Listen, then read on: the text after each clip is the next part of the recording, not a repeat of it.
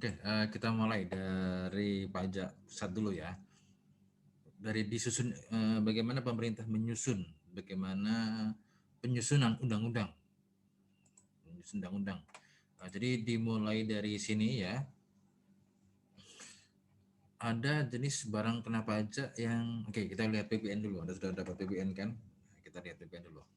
Kemarin Anda sudah mempelajari barang-barang yang bukan merupakan objek PKP. Ada 4. Kita fokus ke bagian satu ini, yaitu hasil alam. Hasil alam, yaitu ini ya, barang-barang pertambangan. Apa yang dimaksud dengan barang-barang pertambangan? Dijelaskan di sini di Undang-Undang PPN mulai dari hasil pertambangan ya, yang langsung diambil dari sumbernya, misalnya minyak mentah, crude oil, minyak bumi, kemudian gas bumi, tidak termasuk gas bumi yang LPG yang siap dikonsumsi oleh masyarakat. Ini karena kalau sudah LPG berarti sudah diproses. Ketika sudah diproses berarti menjadi objek PBN. Ya. Intinya ada pemrosesan intinya. Kemudian gas bumi yang tidak dikenai PPN ya, meliputi ini. Jadi ada gas bumi yang tidak termasuk tidak dikenakan PPN, yaitu mengalir melalui pipa. Ini punyanya PNG, LNG dan CNG. Jadi gini, dalam prosesnya ini banyak yang dari gas alam diproses ke stasiun, ke stasiun berbagai macam melalui pipa. Nah, kalau melalui pipa berarti belum ada proses, ya, belum ada proses, sehingga tidak dikenakan PPN. Ketika sudah menjadi LPG, ya, kalau LPG berarti kan sudah masuk ke tempat penyimpanan, tabung. Nah, berarti sudah ada proses menjadi tabung. Ini objek PPN. Ya, oke, tapi kita fokus saja ke sini ya. LPG dan LNG tidak termasuk gas panas bumi yang diambil langsung dari sumbernya panas bumi. Oke, Indonesia kaya dengan panas bumi, tapi sayangnya sekitar pengetahuan bagi kalian ya, penulis ya, panas bumi sulit, meskipun Indonesia tempatnya atau banyak potensinya, tapi sulit untuk diwujudkan. Pertama, untuk seperti ini nih kita nggak punya ilmunya, ya. Kita tidak memiliki knowledge-nya. Kedua, mahal. Tidak memiliki knowledge-nya, terus mahal, jadi nggak ekonomis. Lebih ekonomis pakai minyak CPO atau apalagi CPO atau batu bara, apalagi lebih murah lagi. Kemudian rata-rata ini terletak di hutan lindung. Kalau di hutan lindung menurut undang-undang kehutanan tidak boleh dibongkar, jadi sulit. Jadi ada, tapi Indonesia sulit secara prakteknya. Ini saya ceritakan karena kadang-kadang di prakteknya tidak semudah yang dibayangkan. Ya, saya juga baru mengetahui ada banyak problem di dalamnya ketika saya bekerja di BKF. Izin Pak. Oh, belum, suaranya belum ya? Oh, kenapa? Izin kenapa? Ini materinya emang ini Pak ya? Oh, saya sebelum masuk ke sini untuk nulis sekalian aja. Saya kira salah. Saya kira salah materi. Oke, Ya sebelum Pak, masuk ke baik Pak. intinya, oke.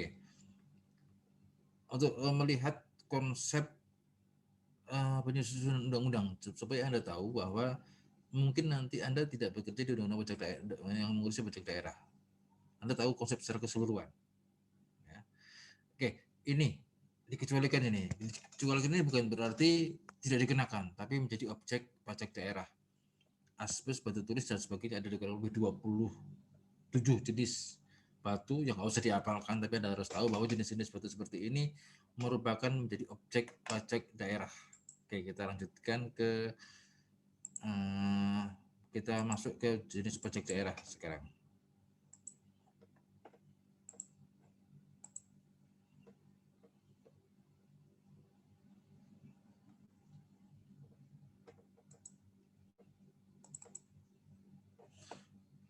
Oke.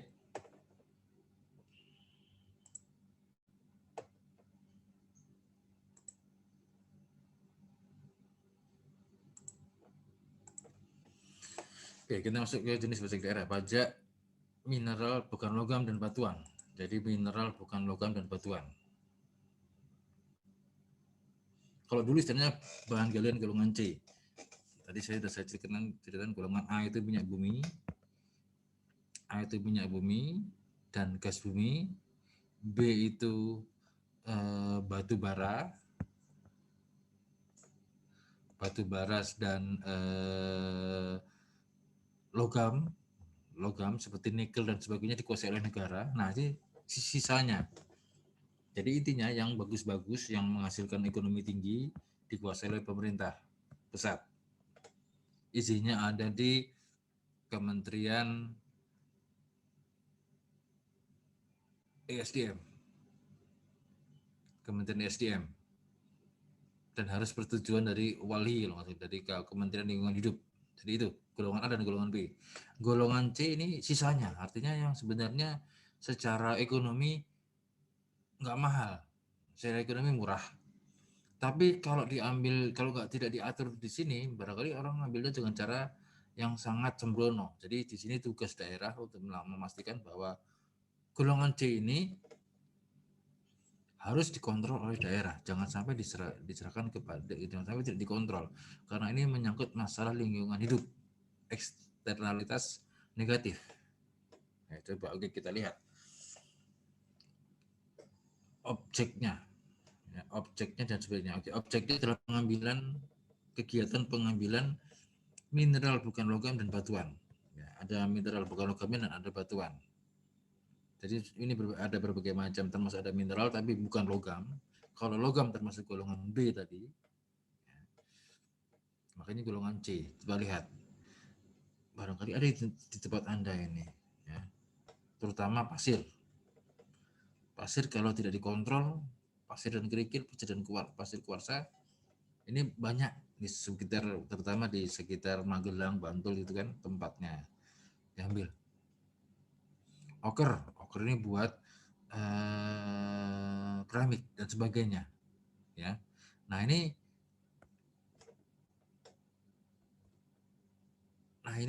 jenis batuan seperti ini nggak usah dihafalkan ya, Anda harus tahu aja, pokoknya itu golongan C ini. Ketika diambil menjadi objek pajak daerah, oke, nanti akan saya terangkan bagaimana kesulitannya.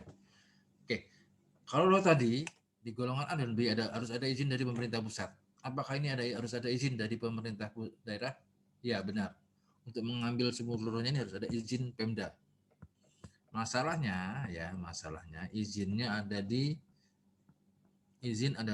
provinsi. Ya, ini izinnya ada di provinsi. Nah, ini permasalahan ya. Jadi benar, ini membutuhkan izin, tapi izinnya dari provinsi. Oke, kita lanjutkan, kemudian kita kembali ke sini. Lingkungan dan persaingan usaha diatur di 57 sampai 61 Undang-Undang BDRD. Nanti Anda lihat sendiri, nanti kita bahas. Undang-Undang mineral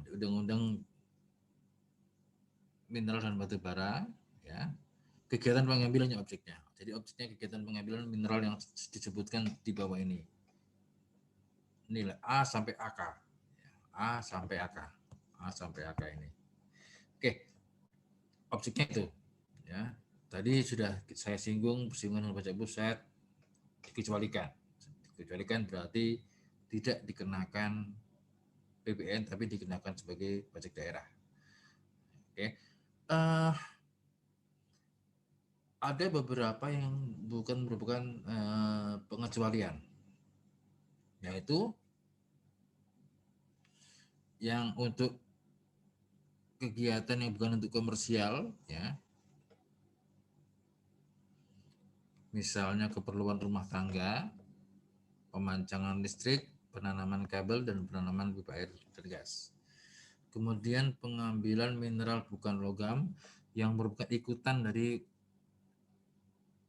artinya Anda sudah kenal cost accounting, ada istilahnya by product. by produknya nggak termasuk. Jadi kalau misalnya seperti halnya kalau di Freeport itu sebagian besar tembaga, tapi kadang-kadang ada beberapa ikutannya yang emas. Nah ini ada beberapa juga yang ikutannya misalnya pasir, ini nggak diambil. Itu nggak beda. Jadi ada 3 pengecualian ya. Ngapalinya gampang, yaitu pertama diatur perda, kedua by product, ikutan, ya. Kemudian yang diambil bukan untuk komersial. Oke. Objeknya ini. Oke, sekarang kalau misalnya ada pembangunan jalan tol di tempat kalian, ya, ada pembangunan jalan tol. Kemudian dia memindahkan tanah dari jalan tol di Keruk, dipindahkan ke tempat lain, apakah terutang pajak mineral dan bukan logam. Jadi ada membangun jalan tol, misalnya di Palembang. Jalan tolnya harus dibuat rendah, sehingga harus dikeduk atau dibongkar gunungnya. Dibongkar apa nih? Misalnya dibongkar tanah liatnya menjadi bongkar. Tanah atau pasir yang dibongkar. Tanah liat biasanya, tanah liat dibongkar. Apakah terutang pajak daerah? Apakah termasuk subjek? Enggak. Nah, kalau Putu menjawab menganggap enggak. Oke. Enggak, Pak. Kenyataannya di beberapa daerah tetap menerapkan itu sebagai objek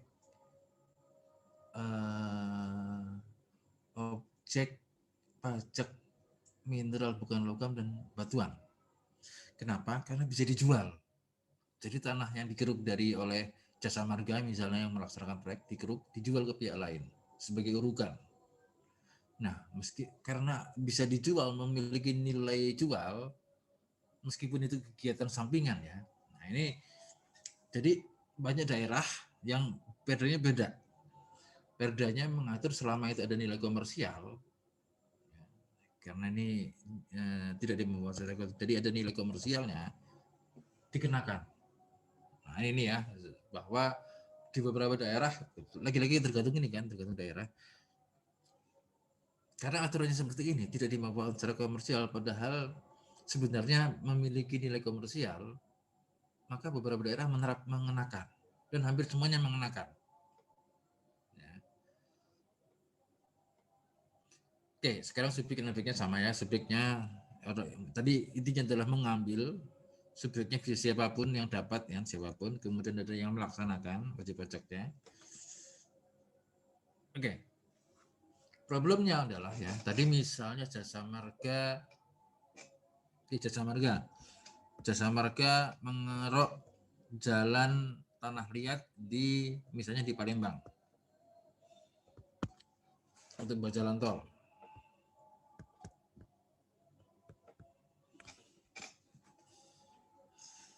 Karena dia Jasa Marga ini banyak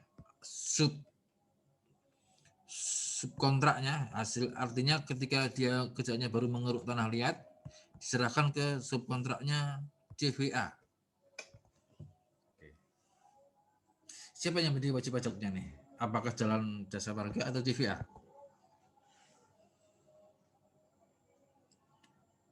Tahu permasalahannya di sini. Oke, ini hanya saya hanya men-trigger Anda bahwa kejadian di lapangan itu sungguh beragam. Anda harus bisa menjawab ketika ada nanti misalnya ditanyakan oleh orang di lokasi. Oke, kalau Jasa Marga melaksanakan jalan tol, ya, membuat jalan tol, dan dia mengeruk tanah liat itu dipindahkan ke tempat lain, karena bisa berharga, komersial, dan dia nggak ngurusin ini, diserahkan ke CVA. CVA mau karena memiliki nilai komersial, jadi dia dapat 2 dia. Dari Jasa Marga dapat, dan dari penjualannya dapat. Oke, siapa yang menjadi wajib pajak di sini? Apa Jasa Marga atau CVA? CV-nya Pak. CV-nya. Oke. Di prakteknya memang seperti ini. Yang diserahkan adalah CV-nya. Tapi akan bermasalah lagi ketika CV menyerahkan lagi ketika dia CV ini cuma memenangkan tender dari Jasa Marga, dia menang tender, kemudian diserahkan lagi ke CVB. Nah, ini jadi masalah. Jadi yang melaksanakan CVB, tapi yang memiliki hak sebenarnya CVA. Siapa nih yang memiliki wajib pajaknya? CVA atau CVB? Ini jadi masalah ketika nanti Anda di lapangan ketemu seperti ini, banyak kerjaan yang diserahkan ke pihak lain. Anda harus menentukan siapa wajib pajaknya. Yang memiliki izin misalnya CVA atau mengambil pasir di tempat manapun. Mengambil pasir di suatu tempat yang punya izin CVA tapi yang melaksanakan CVB, siapa yang menjadi subjek pajak, menjadi wajib pajak di sini? Ya, ingat di sini dari yang mengambil. Ya. Yang mengambil. Oke, ya. Nanti Anda pikirkan lagi siapa yang berhak mengambil CVA atau CVB. Oke. Sekarang kita masuk ke DPP-nya. Oke, DPP-nya oke di sini prakteknya sulit. Karena DPP-nya adalah nilai jual. Nilai jualnya tadi ya. Nilai jual tadi. Oke. DPP-nya nilai jual kali harga pasar kali 25%. 25% tarifnya. Tarifnya berapa? Tarifnya adalah maksimal 25%. Atau lebar lah. Jadi ada maksimal 25%. Oke, kita kembali ke nilai jualnya seperti ini. Oke, nilai pasarnya apa? Nilai pasar harga berlaku di lokasi tersebut. Jika nilai pasarnya sulit diperoleh, maka harganya kita kembali sistemnya self assessment ya. Self assessment artinya wajib pajak harus yang punya inisiatif wajib pajak mulai dari daftar, lapor dan sebagainya, menghitung dan membayar. Oke. Kalau cara menghitungnya seperti ini, kalau Anda bandingkan dengan PPh, kira-kira pajaknya besar mana?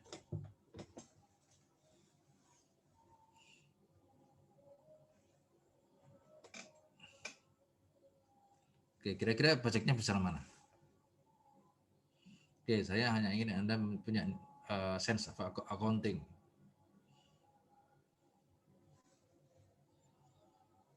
Kira-kira besar mana? Antara PPh dengan pajak daerah.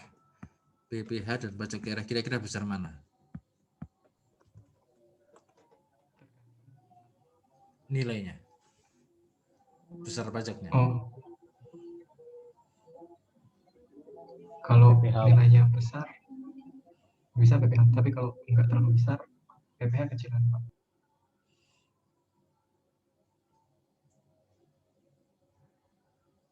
Oke, ada jawaban lain?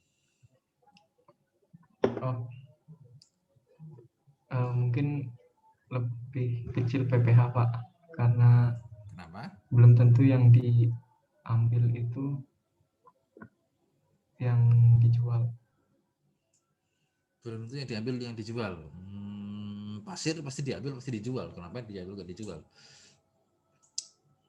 Oke, Anda kembali ke definisi akuntansi. Apa definisi akuntansi? Oke, kita bandingkan DPP-nya. Oke, DPP-nya kan. DPP-nya di sini adalah nilai jual.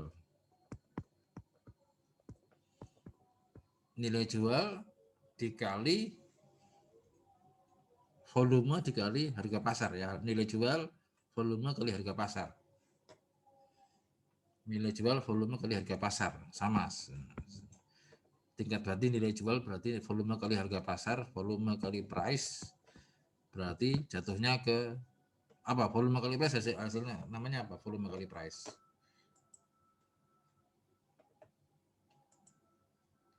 Apa nih kalau volume kali price? Pajak daerah, volume kali price. Apa nih volume kali price? Revenue. Revenue, benar revenue. Oke. Revenue kali 25%. Ya, revenue kali 25%. Sedangkan PPH 25% kali Penghasilan itu.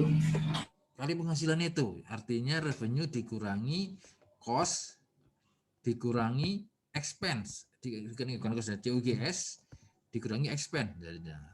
Nah, karena kesalahan menerbitkan ini, kesalahan memformulasinya ini, jadi akhirnya banyak yang menghindar. Kenyataannya ya, karena kesalahan formulasi seperti ini banyak yang menghindar. Karena pajaknya sangat besar. Saya nggak tahu nih, apakah memang benar tujuannya untuk ini, misalnya penjualan 100. Berarti 100 yang 25 untuk negara, 75 untuk wajib pajak. Ini aja sudah nanti dikurangi dengan beban-beban lainnya. Apakah seperti ini tujuannya untuk mencegah lingkungan? Barangkali seperti ini tujuan awalnya waktu men-setting undang-undang, atau memang salah formulasi. Saya nggak tahu nih. Sepertinya kalau berlaku hukum positif, sepertinya tujuannya ini ya. Jadi tujuannya sebisa mungkin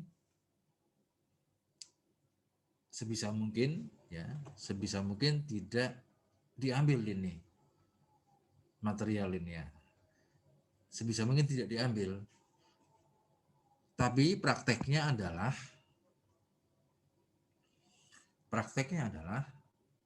masih tetap mengambil, tapi pajaknya nggak mau bayar. Ini daerah. Kenapa? Karena lokasinya rata-rata jauh dari kota. Kan misalnya di Bantul, lokasinya di dekat gunung, di dekat Magelang sana, di dekat Magelang Bantul ya. Misalnya Sleman, lokasinya atau di mana, di dekat laut, tapi kantornya di mana. Nah, jadi sebenarnya tugas Pemda itu berat, makanya pajak daerah mereka nggak terlalu banyak dan emisinya tidak tercapai. Jadi itu ya permasalahan. Tapi jadi tadi saya jelaskan bahwa pajaknya sangat tinggi pajaknya. Intinya kalau 25% ini, kalau Pemdanya jualnya dapat 100, 25 untuk Pemda. Kenapa dikenakan pajak tinggi? Supaya nggak ngambil biasanya. Ya, biasanya ngambil. Tapi kenyataannya banyak yang ngambil tapi tanpa bayar pajak. Gimana hukumannya? Nanti akan kita bahas di pertemuan setelah UTS. Jadi itu praktek yang terjadi di banyak pajak daerah. Karena pajaknya tinggi, karena tujuannya menjaga lingkungan, pajaknya tinggi, akibatnya adalah banyak yang malah menghindar pajak. Tetap dilaksanakan tapi bayar pajak. Atau kalaupun bayar, mereka cenderung untuk melakukan bribe. Saya nggak menuduh, cuman sepertinya seperti itu. Sepertinya kalau bisa diselesaikan di lapangan, selesai di lapangan. Gitu loh. Ini problem di pajak daerah. Ya. Karena diskusi saya dengan daerah banyak yang akhirnya karena mahal ya. Akhirnya karena mahal mereka rata-rata menggunakan nomor 4 ini. Jadi harganya ditetapkan oleh instansi yang berwenang. Ditetapkan oleh Dinas Lingkungan Hidup. Ya. Dinas Lingkungan Hidup. Dinas Lingkungan Hidup biasanya ada 2. Biasanya Dinas Lingkungan Hidup provinsi. Nah, akhirnya yang ditetapkan ini nomor 4 ini. Ingat, ini adalah self assessment, artinya seharusnya nilai pasarnya adalah harga standar kali volume kali 25%. Tapi kenyataannya ininya benar, ininya kita nggak tahu, ininya pasti benar ya. 25% ini maksimal. Banyak daerah yang hanya sekitar 20%. di Bantul apa ya sekitar 20%. Sleman apa Bantul ya 20%. Artinya setinggi-tingginya 25%. Jadi gitu. Pajak mineral batuan bukan logam ini sepertinya gampang, ya, tapi pada prakteknya sangat berbeda, bukan sangat berbeda ya, sangat berbeda ketika di lapangan. Nggak segampang yang intinya mewujudkannya ada halangan di dalamnya, yaitu proyeknya di lokasinya banyak, kemudian siapa yang melaksanakan, pajaknya sangat tinggi, ya, sehingga terjadilah nggak maksimal di sini. Coba Anda lihat, saya sudah share, coba lihat di situsnya DJPK, websitenya di DJPK, di situ Anda lihat besar nggak rata-rata pajak galian ini, sangat kecil rata-rata, ya. Oke, Anda bisa lihat sendiri di daerah Anda kalau ada pajak galian bukan logam, Anda bisa lihat yang sudah saya share di tugas ya. Oke, sampai di sini dan lingkungan hidup ya. Oke, besaran pokoknya tarif DPP ya terutang di wilayah pemungutan. Jadi misalnya kalau seperti ciri khas selalu ada ayat 2 ini selalu ada, yaitu dipungut di wilayah yang menjadi lokasi. Oke, itu jadi penggambarannya. Gampang, tapi ketika ditegakkan sangat sulit ya. Pertama, kadang-kadang tadi wajib pajaknya siapa nih? Kedua, pajaknya sangat tinggi sehingga menghindar. Contoh ya, contoh kalau oke, saya ambilkan contoh kalau pajak itu, jadi pajak itu kadang-kadang besaran pajak kadang-kadang harus menyesuaikan, bukan karena kita menyerah, tapi karena harus disesuaikan.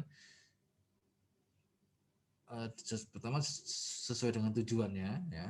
Kedua disesuaikan juga dengan bagaimana penegakan hukumnya. Saya ambilkan contoh di Amerika atau di USA sekitar tahun 20-an itu, sekitar tahun 1910, 1920 itu negara pemerintah melarang minuman keras dijual,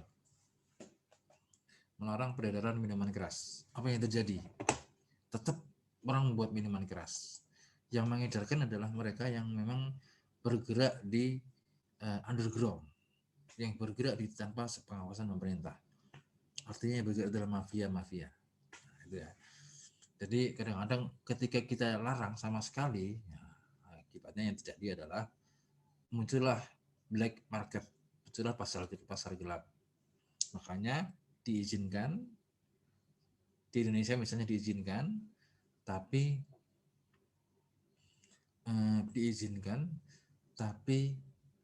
tarif pajaknya sangat tinggi. Saya ambilkan contoh rokok. Rokok itu dari harga 500 misalnya ya, misalnya omset rokok itu misalnya 100 triliun. Rokok Indonesia itu, pabrik rokok Indonesia itu omsetnya yang terbesar 100 triliun. Itu nilai cukainya, setoran cukainya sekitar 40 triliun. Nah, bayangkan itu ya. Penjualan 100 triliun, cukainya 40 triliun. Tapi masih banyak yang merokok. Kalau minuman keras lebih-lebih lagi. 60%-nya merupakan cukai. Jadi kebijakan cukai harus setinggi-tingginya untuk menghalangi eksternalitas negatif. Ini sama eksternal negatif lingkungan. Cuman akibatnya seperti ini ya. Ini harus di daerah tadi akhirnya menerapkan tadi. Yang berlaku adalah yang nomor 4 tadi. Oke, sekarang kita lanjutkan yang kedua. Yang kedua adalah sama masalah lingkungan juga, yaitu sekarang kita masuk ke pajak sarang burung walet. Anda barangkali heran, kok sarang burung walet dikenakan pajak ya? Saya sendiri juga heran, kenapa sarang burung walet juga dikenakan pajak ya? Apakah mengganggu lingkungan? Nah, saya nggak pernah lihat burung walet, saya nggak pernah lihat sarang burung walet. Apakah dia merusak lingkungan? Saya nggak tahu tuh. Coba Anda lihat. Tapi sepintas katanya suaranya kemudian merusak lingkungan dan sebagainya. Tapi kenapa burung walet yang lainnya nggak kena, itu jadi masalah kan. Coba Anda lihat peternakan ayam. Peternakan ayam itu bau. Ada nggak dikenakan pajak daerahnya? Pajak atas bau, atas peternakan ayam. Nah, nggak ada ya. Nah, ini heran saya ini ya. Tapi nggak salah kalau menurut terbaru pajak ini akan dihapuskan. Selain karena dasarnya kurang begitu jelas, kedua sulit dilaksanakan seperti halnya pajak mineral bukan logam tadi. Sulit dilaksanakan. Kenapa? Lokasinya remote, lokasinya jauh dari kantor pemerintahan. Kemudian self assessment. Nah, sehingga sulit dilaksanakan. Coba Anda lihat tadi, ini beda dengan pajak mineral bukan logam tadi. Pajak mineral bukan logam lebih cenderung lebih bisa karena ada pengendalian dari izin. Ada izin dari ketika Anda menggali harus izin dari Kemen LH. Ini menjawab pertanyaan dari Nur Anggra ini. Ada nggak, boleh nggak ngambil sarang burung walet tanpa izin? Setahu saya burung walet ini usaha bisnis, sehingga izinnya adalah bukan izin lingkungan, tapi izin usaha, dan itu mereka rata-rata nggak patuh. Rata-rata nggak patuh, artinya tetap melaksanakan usaha tanpa melaksanakan izin. Tapi barangkali ada ya, barangkali beberapa ada yang izin, tapi izinnya bukan izin lingkungan, tapi izinnya izin usaha. Ini suatu keanehan aja sih menurut saya, bahwa ini izinnya izin usaha, bukan izin lingkungan hidup. Seperti halnya tadi. Oke, coba Anda lihat penerimaan APBD di tempat Anda. Kalau pajak daerah tadi, pajak mineral tadi cukup tinggi penerimaannya, lumayan lah dibandingkan pajak sarang burung walet. Pajak sarang burung walet ini penerimaannya paling hanya 5 juta, 1 juta, bahkan 0. Padahal daerah ada yang memiliki banyak sarang burung walet, misalnya di daerah sekitar Jawa Tengah, Jawa Tengah dan di Lampung biasanya ya. Itu nggak ada penerimaannya, atau penerimaan hanya 5 juta barangkali. Ya, padahal harga burung walet, coba Anda search, Anda googling berapa harga sarang burung walet. Permintaannya akan selalu ada, terutama dari China, karena digunakan untuk makanan dan obat-obatan. Oke, sekarang kita masuk ke ya aspek lingkungan. Katanya aspek lingkungan, saya nggak tahu ikut lingkungannya di mana sih, tapi saya bayangkan. Oke, sarang burung walet ini biasanya burung walet ini liar, jadi bukan dipelihara, jadi bukan suatu peternakan, tapi cenderung liar, tapi diberikan rumah, diberikan tempat sehingga dia bisa menaruh sarangnya di situ. Nanti sarangnya yang diambil. Nah, karena mungkin barangkali dianggap merusak lingkungan tadi ya, karena sarangnya tadi diambil paksa oleh pengusaha, sehingga dikenakan aspek lingkungan. Oke, 7276 Undang-Undang PDRD, coba Anda lihat. Undang-Undang 7 PDRD. Kita lihat kegiatan pengambilan atau pengusahaan. Oke, ada yang mengambil karena di alam disediakan secara gratis, ada yang bisnis. Jadi usahanya yang sarang burung walet. Ini usahanya semi tadi antara liar dengan pengusahaan ini agak beda tipis ya. Jadi tapi kita kembali ke definisinya, ada yang sekedar ngambil atau mengusahakan. Sarang burung walet dengan pajak PNBP ya. Ini saya nggak pernah tahu ini ada apa enggak, tapi yang jelas tujuannya tidak dikenakan double taxation. Nah, atau beda ngatur lain pasal 72 ya. Oke. Nah, sekarang kita lihat tadi objeknya. Objeknya adalah pengambilan atau pengusahaan. Jadi mulai mengambil dan mengusahakan. Wajib pajaknya siapa? Subjeknya adalah dapat. Wajib pajaknya yang positif melaksanakan. Oke. DPP-nya apa nih DPP-nya? Coba kita lihat. DPP-nya adalah nilai jual. Ini sama seperti barang mineral tadi, sulit penerapannya. Karena lagi-lagi yang dikenakan adalah nilai jualnya. Anda tahu nilai jualnya berarti tidak memperhitungkan beban, ya, seolah-olah mengambil tanpa expense. Tapi barangkali tujuannya seperti itu supaya tidak mengambil. Coba tahu ya. Oke, tarifnya 10% maksimal terutama di wilayah tersebut. Jadi nilai jual, DP-nya adalah nilai jual. Nilai jualnya adalah harga price kali volume kali jumlah. Ini sama dengan revenue. Anda bayangkan revenue kali 10%. Jadi kalau dia ngambil 100, Pemda dapat 10. Dia nggak peduli expense saya nggak peduli ya, 90 baru dikurangi expense dan sebagainya. Jadi seperti ini. Nanti ini buat ngitung PPh. Ya. Ini ciri khas pajak-pajak seperti ini biasanya tidak terlalu tinggi, apalagi susah pengawasannya. Ini pengawasannya lebih sulit daripada tadi mineral, batuan, mineral bukan logam dan batuan itu lebih sulit lagi ini. Kenapa? Karena kalau mineral tadi ada pengawasan dari Dinas Lingkungan Hidup, kalau ini tanpa pengawasan. Selain itu pengusaha sedikit.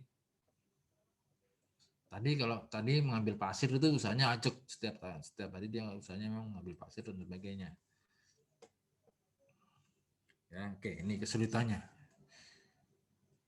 Paling tinggi 10% diatur oleh Perda, rata-rata 10% dan rata-rata tidak begitu banyak. Coba Anda lihat penerimaan di tempat Anda ya, ketika kalau Anda ada pajak Serang Burung Walet, paling hal 5 juta, hanya 10 juta. Kalau pajaknya adalah 5 juta, berarti nilai jualnya 10 juta ya, 50 juta. Oke, nilai jualnya 50 juta. Padahal Anda lihat harga sarang burung walet berapa itu? Per kilo berapa juta? Anda lihat ya. Nah, di sini saya tidak melihat ada pemeriksaan nanti diatur ya. Apakah gimana cara mengaturnya? Apakah Pemda berhak menentukan? Ingat ini self. Kalau self artinya apa? Self artinya ada trust. Wajib pajak diberikan kepercayaan untuk melaporkan dan sebagainya. Sedangkan fiskus hanya nanti apa? Nanti kita pelajari di KUP, ya, KUP daerah. Gimana caranya diatur di KUP? Ya, oke. Nih, misalnya di Semarang, pada Serang Burung Walet diatur di sini. Tarifnya berapa nih? Oh, ada ya. Coba cari di yang ada Semarang, coba di Perda 16 tahun 2011. Oke. Salah satu saya melihat bahwa hampir semua perda tahunnya sekitar 2011, 2010, 2011 biasanya perda. Kenapa? Karena undang-undang PDRT baru tahun 2009. Oke, 2011 sampai sekarang rata-rata tidak pernah perubahan. Kecuali beberapa pemda yang sangat concern, misalnya DKI concern tentang pajak hotel dan sebagainya. Dia berapa kali mengeluarkan pergub. Nah, ini lemahnya undang-undang di daerah seperti ini, terutama pajak kabupaten kota. Kota Semarang termasuk tinggi, tapi pajak Serang Burung Waletnya kalau nggak salah hanya 5 juta setorannya. Nah, tidak mencerminkan sama sekali menurut saya. Ya, oke. Ini Serang Burung Walet. Ya, kita di pertanyaannya apakah pakai izin? Setahu saya tidak pakai izin, kecuali tadi ya pajak mineral bukan logam. Oke, saya lihat ada pertanyaan lainnya nggak dari sini? Sebelum kita memilih materi ketiga. Oh, belum ada pertanyaan.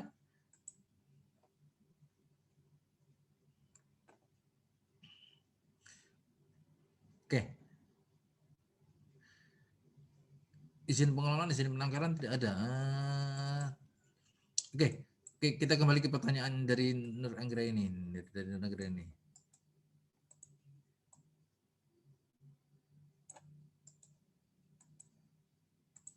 Ini bagus pertanyaannya barangkali ya. Bagus pertanyaannya. Ini saya share ya. Oke.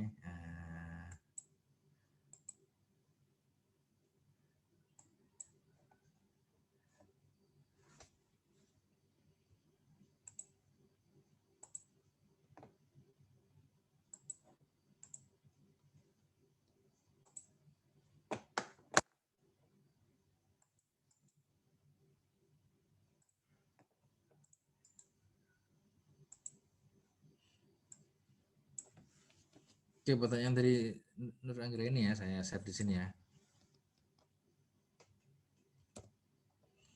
Oke.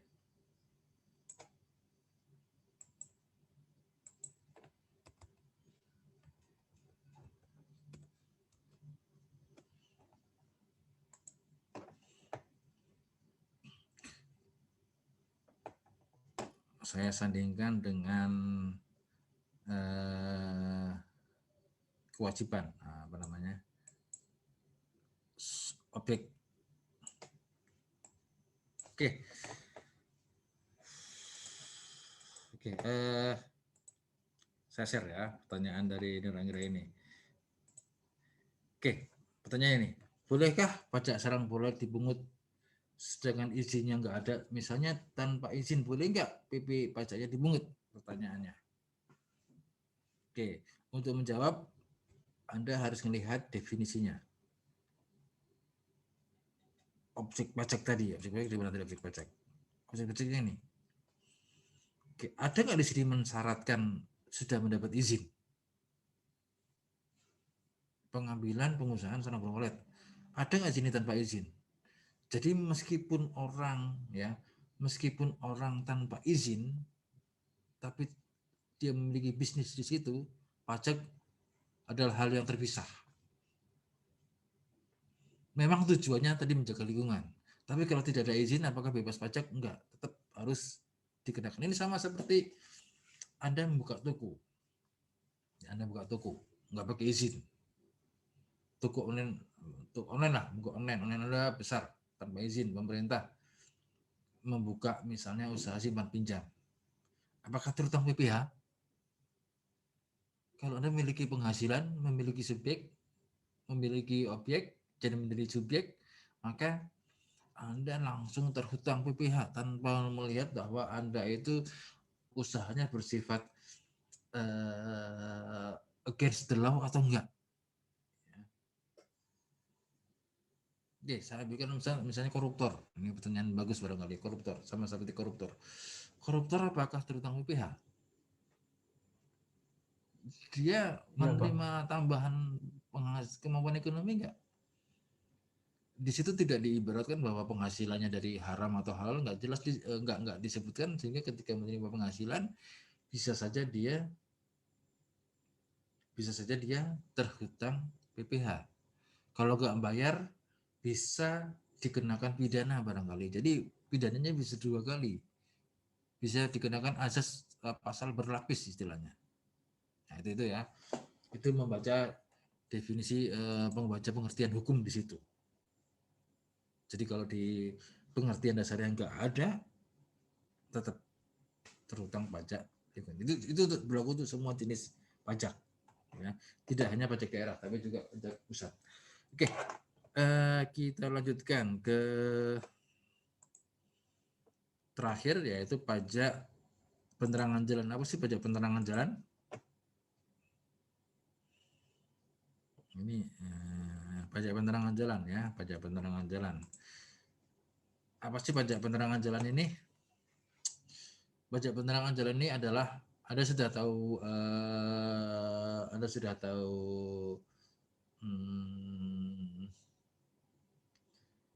public goods ya. Public goods itu apa? Public goods adalah kalau suatu barang diselenggarakan oleh publik, ada 2 cara, yaitu dilakukan oleh publik dan dilakukan oleh pemerintah negara. Dalam hal ini maka negara memaksa publik untuk menerangi tempat-tempat yang tidak ada yang bersedia melakukan suatu kegiatan public goods. Contohnya penerangan jalan. Ada nggak yang bersedia, orang paling kaya se-Indonesia pun, menerangi jalan di seluruh kota Anda? Nggak ada yang mau. Sehingga untuk menerangi jalanan di tempat Anda harus memungut, harus semuanya patungan. Nah, inilah yang menjadi pemikiran pajak penerangan jalan. Semuanya yang menggunakan listrik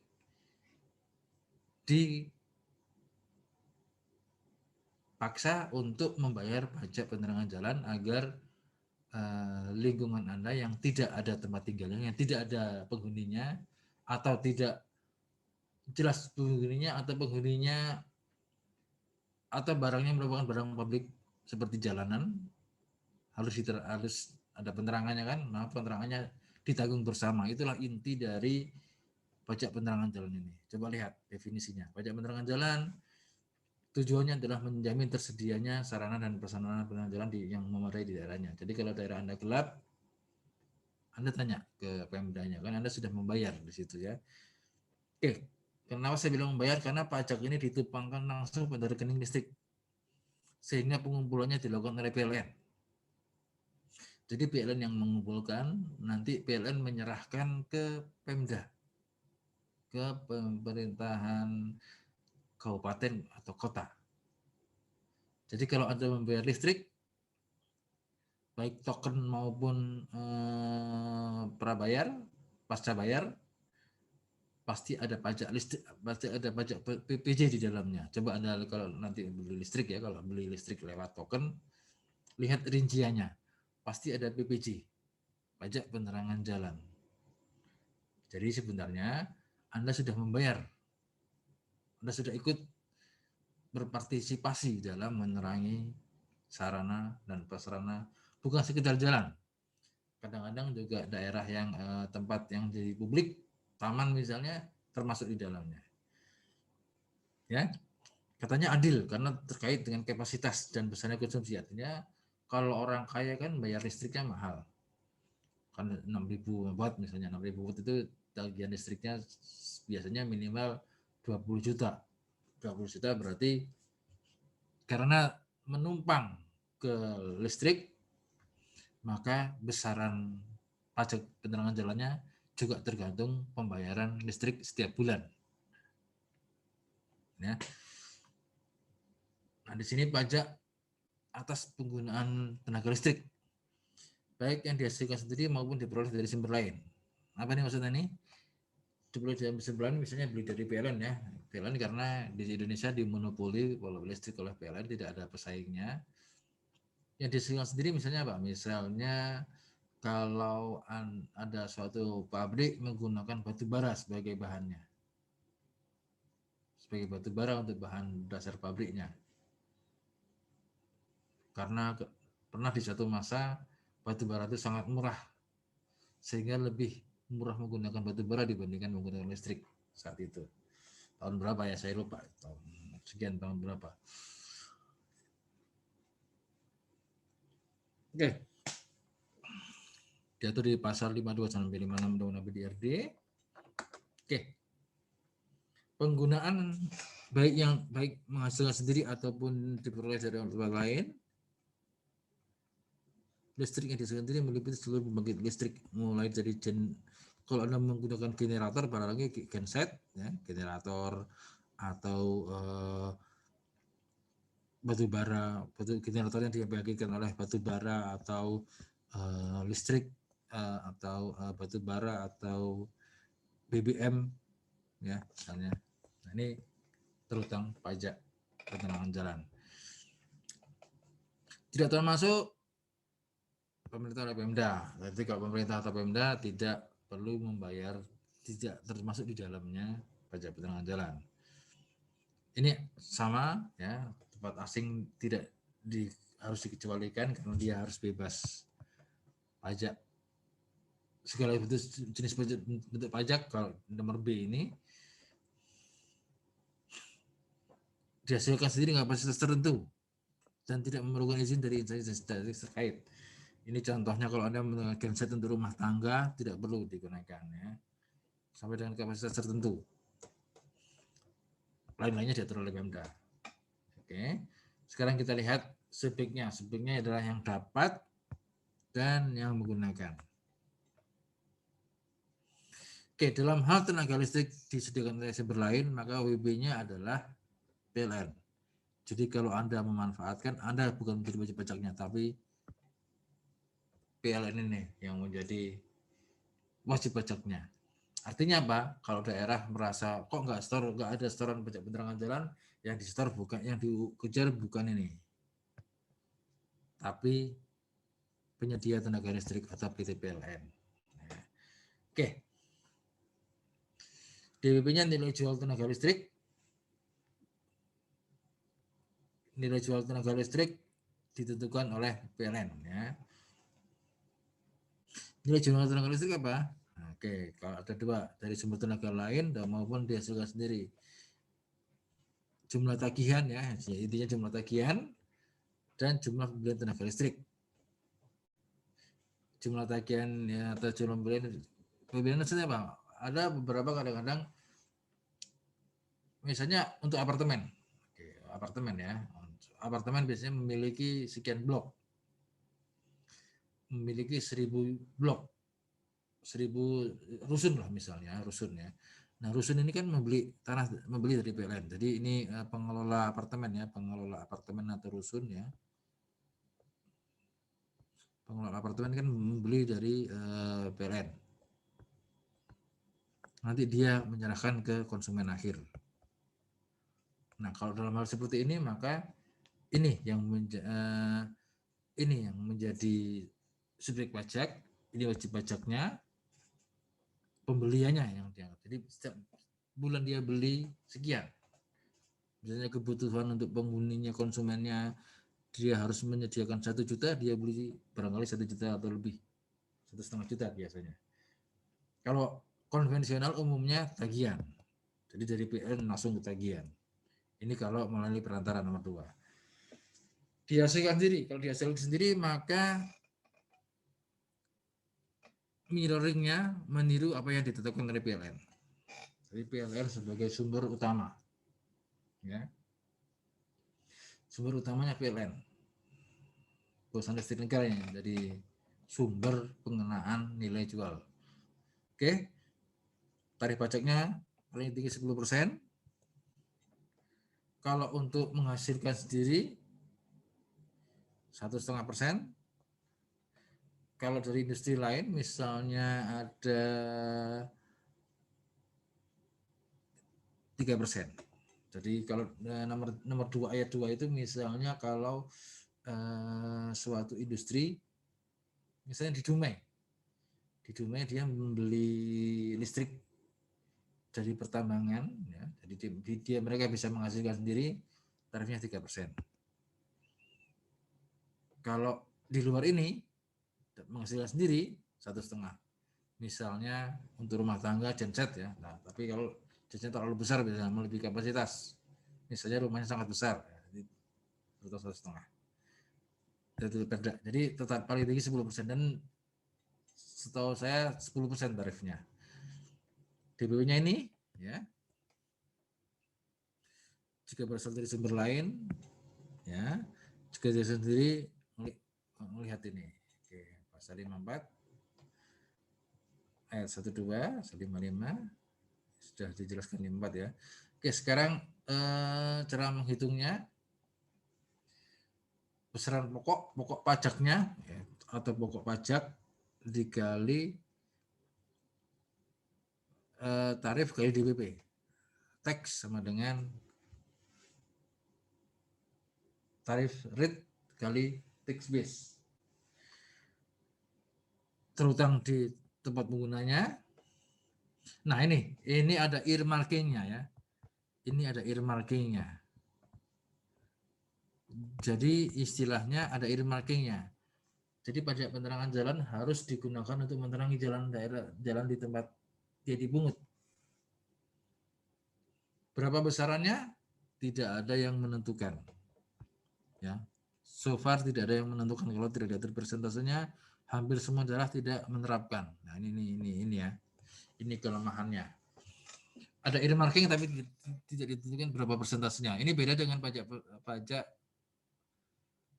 jalan.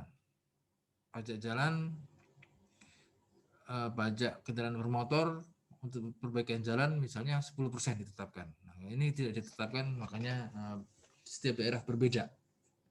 Bahkan daerah tidak menerapkan persentasenya sehingga earmarkingnya suka-suka. Nah, berarti kalau daerah Anda gelap, Jangan-jangan tidak ada earmarkingnya.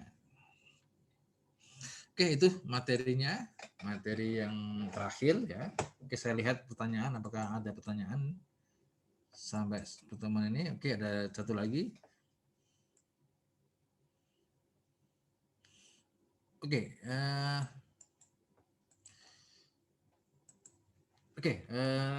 pertanyaan dari Putu ya. Oke, dari Putu. Untuk kira-kira saya jawabnya pakai ini nanti.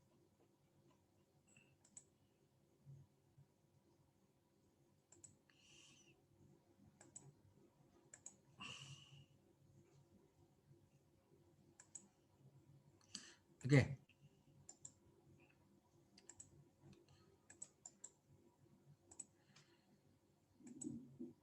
Oke.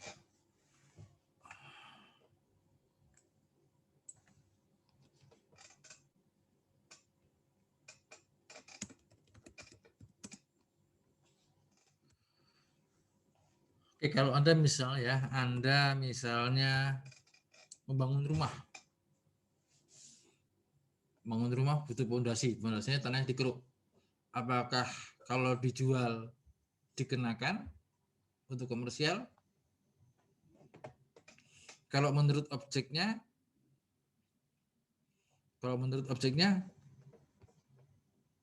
kalau kegiatan untuk komersial, gini, di sini diatur bahwa kita lihat di kegiatan ini. Ini sudah share belum? Belum saya share ya. Oke, pertanyaannya. Pertanyaan dari Putu ini. Ya, pertanyaan dari Putu ini.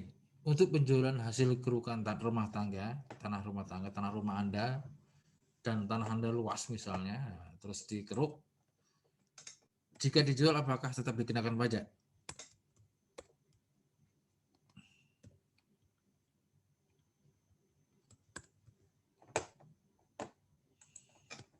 Ya. Oke. Yang tidak termasuk kegiatan pengambilan mineral bukan logam yang nyata-nyata tidak dimanfaatkan untuk komersial, seperti pengambilan tanah untuk rumah tangga dan sebagainya. Oke. Kalau dijual, oke. Apakah ini termasuk objek? Kalau ada definisi dijual, maka tetap menjadi objek pajak mineral batuan bukan logam. Jadi gini, ibaratnya ini terjadi ketika saya berusia berapa ya? Di rumah saya di sekitar Lubang Buaya, Pondok Gede, dibangun jalan tol. Jalan tol membutuhkan urukan oleh penduduk sekitar, oleh salah satu pemilik tanahnya dijual. Tanahnya dijual, yaitu dikeruk tanahnya, bukan dijual tanahnya, tapi tanahnya benar-benar dikeruk sehingga bolong sekian puluh meter seluas sekian. Artinya tanahnya jadi turun, dari lubang dan sangat banyak itu. Berhubung dijual, maka seharusnya menurut saya menjadi objek karena dia sudah melakukan komersial di situ. Meskipun komersialnya cuma sekali, tapi kan di sini tidak ada batasan sehingga jadi objek. Prakteknya kalau kerukan tanah biasanya tidak, kalau misalnya Anda membangun rumah atau orang tua Anda membangun rumah, biasanya kerukannya itu digunakan sendiri, nggak mungkin dijual, ya. Digunakan sendiri biasanya. Apakah dijual? Biasanya agak jarang yang dijual. Atau kalau dijual barangkali hanya sekali, karena masa dikeruk terus nanti habis tanahnya kan. Bayangkan kalau Anda bayangkan sekitar Anda ada tanah kosong, terus dijual tanahnya oleh pemiliknya, apa yang terjadi? Ya, bayangkan sekitar rumah Anda ada yang menjual tanahnya, bukan tanahnya dijual berpindah milik, tapi benar-benar tanahnya dijual sehingga diambil oleh pembelinya, dikeruk sampai kira-kira turun membentuk ngarai lah, misalnya sekitar 20 meter. Apa yang terjadi? Barangkali menimbulkan longsor kan, berbahaya. Ingat, tujuannya adalah menjaga lingkungan. Jadi kalau itu terjadi, berbahaya bagi lingkungan sekitarnya karena bisa mengakibatkan longsor, maka menjadi objek. Ya. Kenyataan seperti itu, karena lihat tujuannya adalah lingkungan. Kita lihat tujuannya lingkungan dan sebagainya. Oke, itu saja bahan pertemuan kita kali ini. Oke, bahan pertemuan kita kali ini saya akan memberikan tugas di WA Group, nanti Anda kerjakan, dikumpulkan, nanti Anda kerjakan aja. Kita diskusikan di WA Group. Jadi tugasnya bukan seperti tugas kuis. Minggu depan baru akan saya adakan kuis lagi minggu depan ya. Jadi seperti latihan saja. Saya ingin Anda mengetahui konsep bahasa daerah dan konsep akuntansi. Oke, saya share di grup. Pertemuan pertemuan Zoom-nya saya cukupkan sekian ya. Oke, saya cukupkan sekian. Assalamualaikum warahmatullahi wabarakatuh.